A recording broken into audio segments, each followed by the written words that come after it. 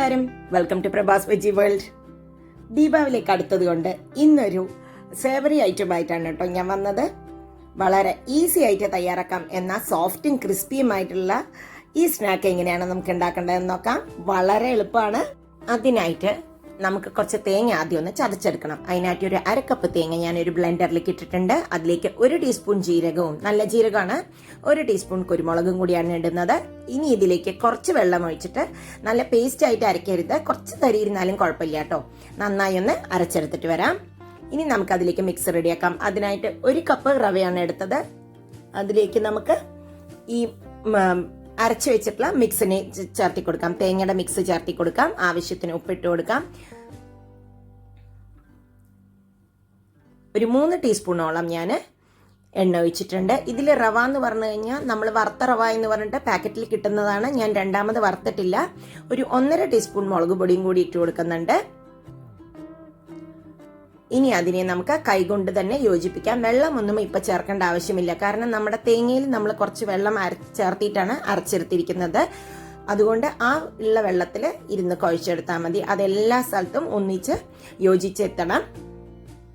കൈകൊണ്ട് നല്ലവണ്ണം തന്നെ അതിനെ മാക്സിമം മിക്സ് ചെയ്ത് യോജിപ്പിച്ച് അതിനെ യോജിപ്പിക്കാൻ നോക്കുക.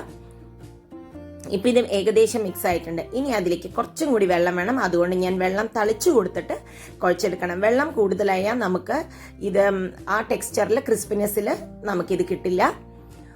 ഇപ്പൊ ഏകദേശം റെഡി ആയിട്ട് ഇത് ഒരു ബുദ്ധിമുട്ടും ഉണ്ടാവില്ല കുഴക്കാനൊന്നും കേട്ടോ. കാരണം ആ തേങ്ങയിലുള്ള പേപ്പർ കൊണ്ട് തന്നെ കുഴക്കാം. ഇനി അതിലേക്ക് കുറച്ച് എണ്ണ ആക്കിയിട്ട് ഞാൻ വെറുതെ ഒന്ന് ബ്രഷ് ചെയ്തിട്ട് വെക്കുന്നേ ഉള്ളൂ. ഇതൊരു അരമണിക്കൂറോളം നമ്മൾ ഇങ്ങനെയൊന്ന് അടച്ചു വെക്കണം. എന്നിട്ട് മാത്രമേ കുക്ക് ചെയ്യാൻ പാടുള്ളൂ. ഇപ്പൊ ഒരു അരമണിക്കൂർ കഴിഞ്ഞിട്ടുണ്ട്. ഇനി നമുക്കിതിനെ എടുത്തിട്ട് ചെറിയ ഉരുളകളായിട്ടാണ് കേട്ടോ ഞാൻ എടുക്കുന്നത്. അതിനെ ഒന്ന് കൈകൊണ്ട് നന്നായിട്ടൊന്ന് ഉരുട്ട്. നിങ്ങൾക്കിത് കുഴക്കാൻ വല്ല ബുദ്ധിമുട്ടുണ്ടെങ്കിൽ ജസ്റ്റ് മിക്സിയുടെ ബ്ലെൻഡറിൽ ഇട്ടിട്ട് വെള്ളമൊന്നുമില്ലാതെ ജസ്റ്റ് ഒന്ന് ബ്ലെൻഡ് ചെയ്തെടുത്തിട്ട് കുഴച്ചു കഴിഞ്ഞാൽ ഈസി ആയിരിക്കും. അപ്പൊ ഇതാ ഞാനിതിനെ ഉരുട്ടിയിട്ടുണ്ട്. ഒരു ബുദ്ധിമുട്ടില്ല ഉരുട്ടാന്. ഇനി പരത്താം നമുക്ക്. ഈ സൈഡൊക്കെ പൊട്ടിയെന്നൊന്നും പറഞ്ഞിട്ട് കുഴപ്പമില്ല കേട്ടോ. അതൊന്നും നമ്മൾ തന്നെ കൈകൊണ്ടൊന്ന് അഡ്ജസ്റ്റ് ചെയ്ത് കൊടുത്താൽ മതി. ഇത് ഒരുപാട് തിന്നായി പരത്തരുത്, കുറച്ച് തിക്നെസ് വേണം. ഇനി അതിനെ ഇതുപോലെ ഒന്ന് കട്ട് ചെയ്ത് കൊടുക്കാം നമുക്ക്. ഇനി ഇതിൽ നിന്നൊരു പീസ് എടുത്തിട്ട് ഫോർക്ക് കൊണ്ടാണ് നമ്മൾ ഇതിനെ ഷേപ്പ് ചെയ്യുന്നത് കേട്ടോ.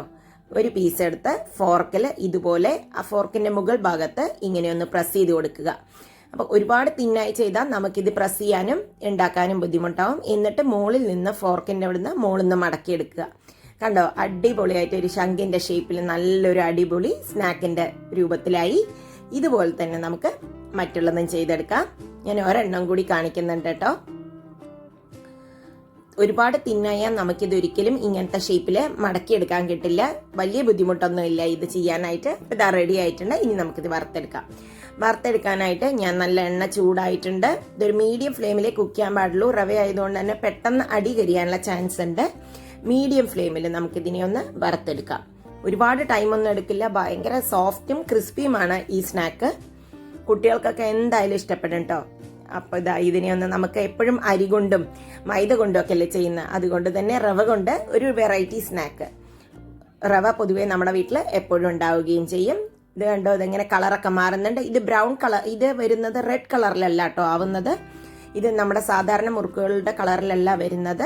ഇതൊരു മീഡിയം ഫ്ലെയിമിൽ വെച്ച് കുക്ക് ചെയ്താൽ മതി. ഇല്ല എങ്കിൽ ഉള്ളു വേവില്ല, അടി കരിയുകയും ചെയ്യും. അപ്പൊ അതാ റെഡി ആയിട്ടുണ്ട്. നമുക്കിനി ഇതിനെ ഒന്ന് വാങ്ങിയെടുക്കാം. വാങ്ങിയെടുത്ത് ബാക്കിയുള്ളതും ഇതുപോലെ തന്നെ കുക്ക് ചെയ്യാം.